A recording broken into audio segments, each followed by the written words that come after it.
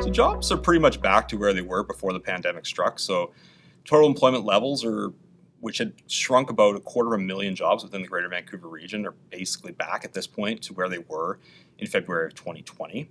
However, there's still quite a bit of additional growth that we need to see here before we'd say things are truly back to normal. Both, what we've seen is that there's been a divergence between what's been happening as far as higher paid occupations and lower paid occupations, especially in that service sector. The hospitality industry, still quite a bit of additional employment needs to be gained back there before we'd say we're anything close to normal. Also, the total pool of workers has expanded over this year. So even though we're back to typical levels levels we'd seen back in February, we're nowhere near where we need to be as far as to actually make up for the additional number of people who are looking to work.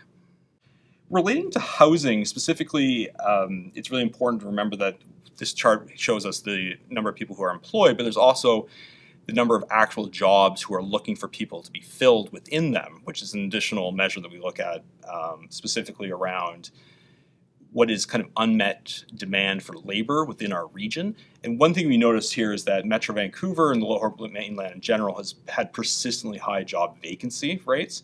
And this is partially been attributed to what we see as far as the difficulty in basically finding housing that's affordable, that basically we have a group of people who find the housing prohibitively expensive here, and it makes it very hard because this is not normally what we'd expect to see, that we'd see year over year constant high job vacancies. We would actually expect that workers from elsewhere in the country and from abroad would eventually fill these positions, and that we would actually see job vacancies across the country more converge on longer time spans. But that persistence that we see in Vancouver points to that there's this unmet demand to live here that we're not seeing being met by the housing supply that we see locally.